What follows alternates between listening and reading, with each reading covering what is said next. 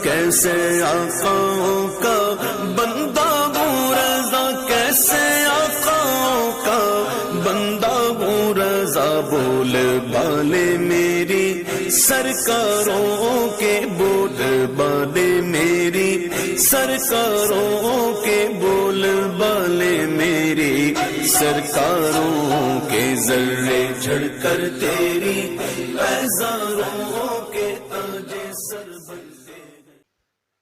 معزز سامعین کرام، السلام علیکم ورحمۃ اللہ وبرکاتہ۔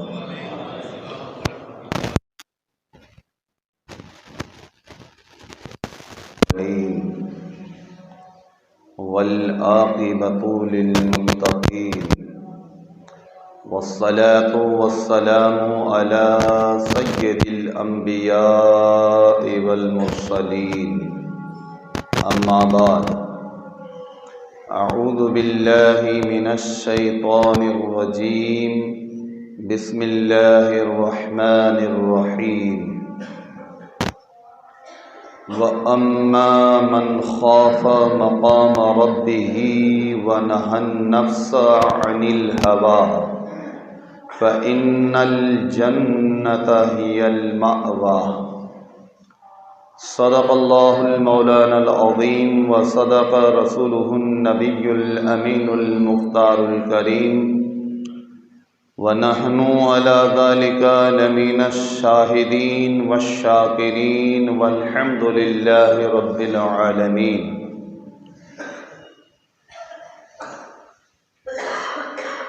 آئیے سب سے پہلے ہم اور آپ تمامی حضرات مل کر اپنے دستور کے مطابق اپنے اور ساری کائنات کے مرکز عقیدت آقائے نامدار، مدنی تاجدار، نائب پروردگار، دونوں جہاں کے مالک و مختار، سید ابرار و اخیار، سرور کشور رسالت، آفتاب رسالت، مہتاب نبوت، مالک ہفتہ آسماں، سیاہ لامکاں، چار سازہ درد منداں، فخر رسولاں، انیس بے کساں، مصطفیٰ جان رحمت، شمع بزم ہدایت، نو بہار شفاعت، نو شع بزم جنت، عرش کی زیب و زینت، فرش کی طیب و نزہت، مالک جنت، رحمت للعالمین، مراد المشتاقین، شمس العارفین، راحت العاشقین، جان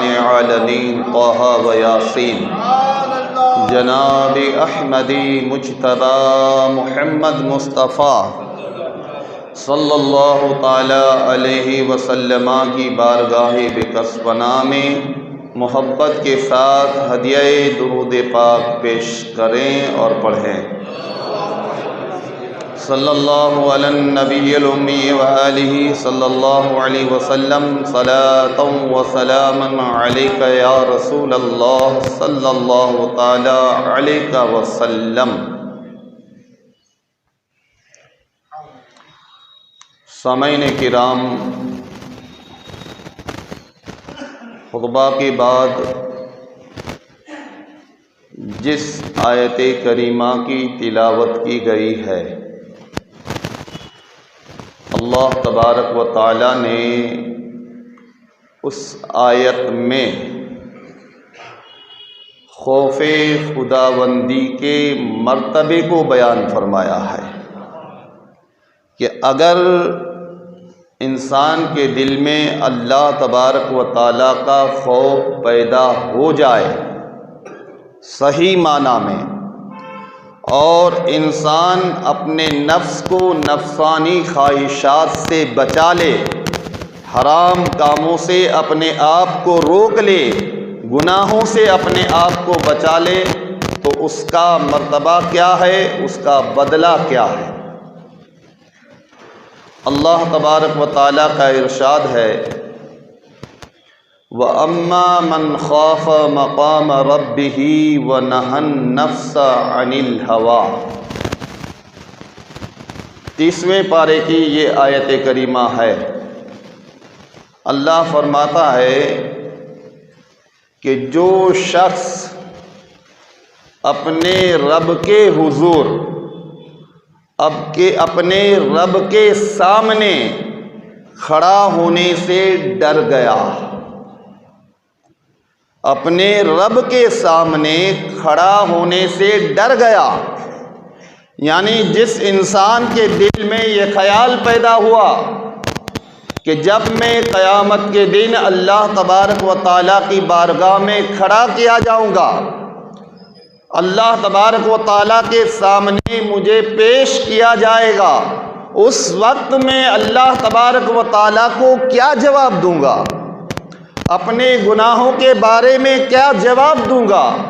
یہ سوچ کر اگر انسان نے اپنے دل میں اللہ تبارک و تعالیٰ کا خوف پیدا کر لیا اور اپنے نفس کو گناہوں سے روک لیا، اللہ کا قرآن فرماتا ہے، پروردگار عالم قرآن میں ارشاد فرماتا ہے فَإِنَّ الْجَنَّةَ هِيَ الْمَأْوَىٰ، تو یقیناً اس انسان کا ٹھکانہ جنت ہے۔ دیکھیے کیا مرتبہ ہے خوف خداوندی کا، اور اپنے آپ کو گناہوں اور حرام کاموں سے روکنے کا۔ جو شخص یہ کام کر لیتا ہے تو قرآن کا یہ اعلان ہے فَإِنَّ الْجَنَّةَ هِيَ الْمَأْوَىٰ، بے شک یقیناً اس انسان کا ٹھکانہ جو ہے جنت ہے۔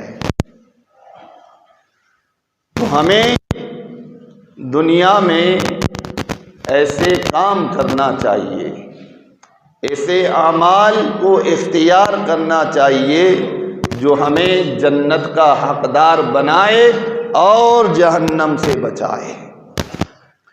اعمال دونوں طرح کے ہیں، جہنم میں لے جانے والے بھی اعمال ہیں، جنت میں لے جانے والے بھی اعمال ہیں۔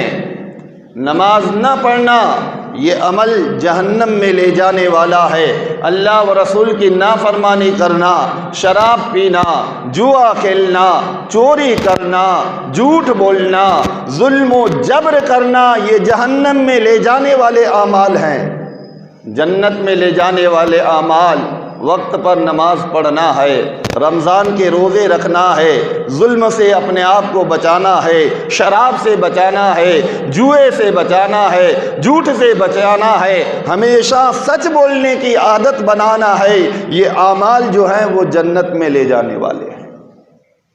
تو ہمیں ایسے اعمال کو اختیار کرنا چاہیے جو ہمیں جنت میں لے جائے۔ تو اس آیت میں بھی اللہ تبارک و تعالی نے خوف خداوندی کے مرتبے کو بیان فرمایا ہے۔ آئیے میں آپ کو بتاؤں،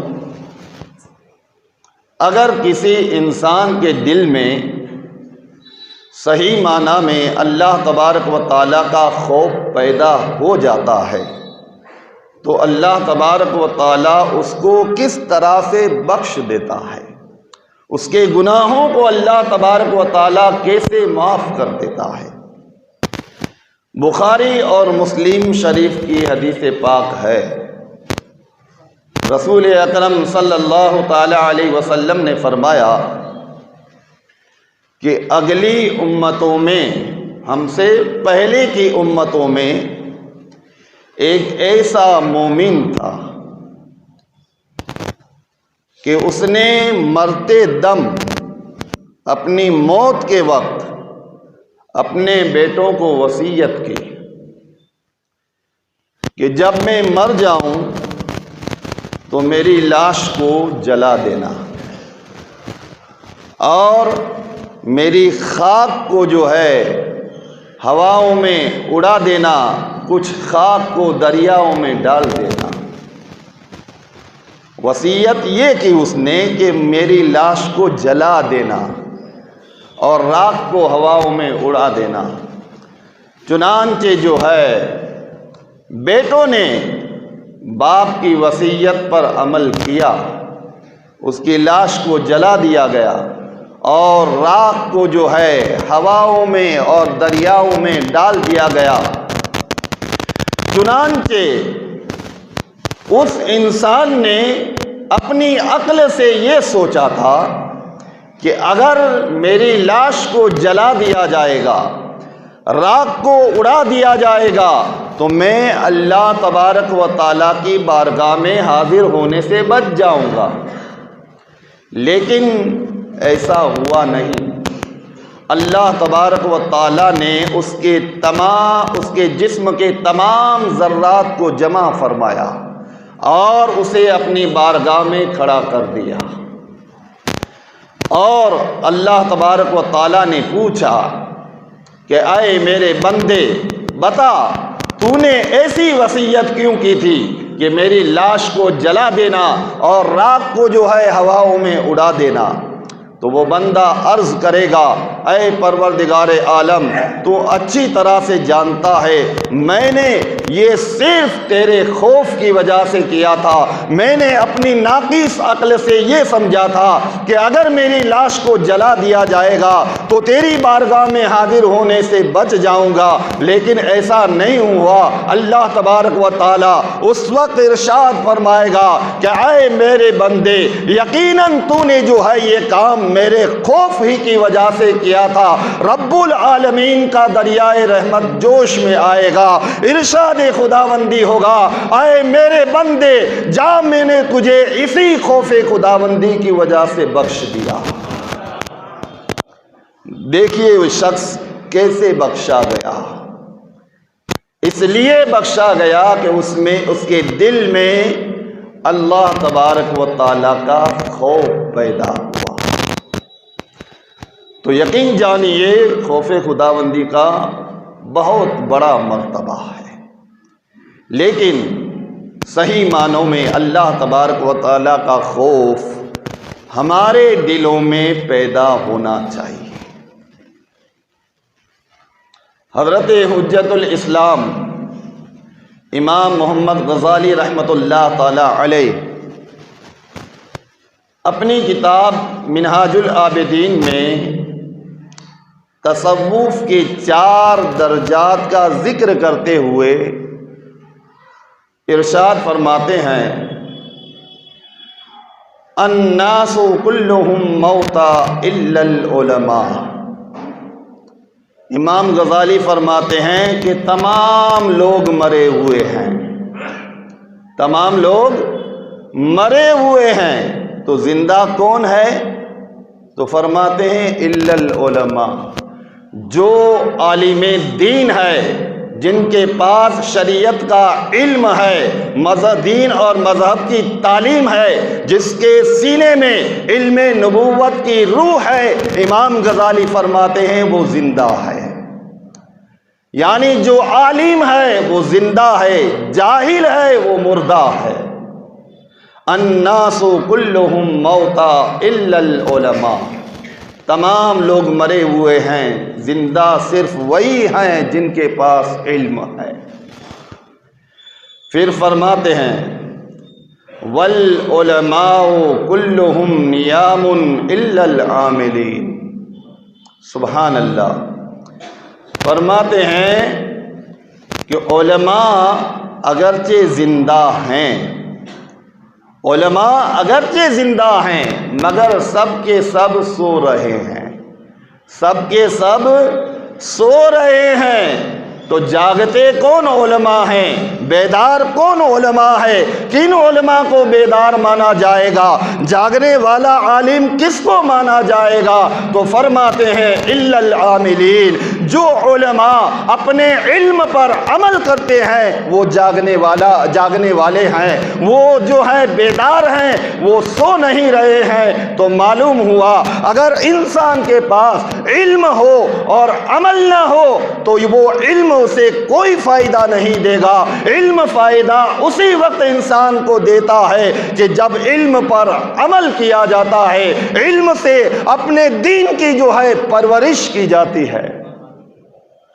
تو فرماتے ہیں والعلماء کلہم نیام الا العاملین۔ اور اس کے بعد تیسرا درجہ بیان فرماتے ہیں والعاملون کلہم فی خسران الا المخلصین۔ فرماتے ہیں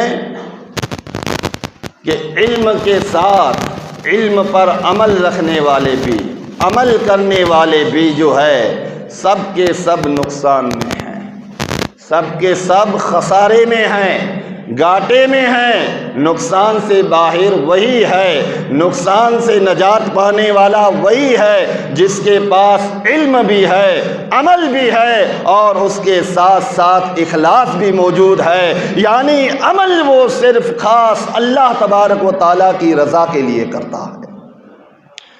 تو ہمیں علم بھی چاہیے، شریعت کا علم بھی سیکھنا چاہیے، اور علم ہم نے سیکھا تو اس علم پر عمل بھی کرنا چاہیے۔ عمل کے بغیر علم جو ہے بیکار ہے۔ حضرت شیخ سعدی علیہ رحمت و رضوان نے فرمایا ہے، علم چندہ کی بیشتر خوانی، چوں عمل در تو نیست نادانی، نہ محقق بود نہ دانش مند، چار پائے برو کتاب چند، آتہی مغزرا چے علم و خبر، برو حزوم است یا دفتر۔ یعنی آپ کے پاس، ہمارے پاس علم ہے، عمل نہیں ہے تو ہماری مثال ایک جانور جیسی ہے۔ جانور کے اوپر کتابیں رکھی ہوئی ہیں، احادیث کی کتابیں ہیں، یا بوجھ رکھا ہوا ہے لکڑیوں کا، جیسے اسے معلوم نہیں ہوتا ہے، اور کتابیں رکھنے سے جو ہے اسے کوئی فائدہ نہیں پہنچتا ہے۔ اسی طرح جو علم والے بے عمل ہیں ان کا علم بھی جو ہے انہیں فائدہ نہیں پہنچاتا ہے۔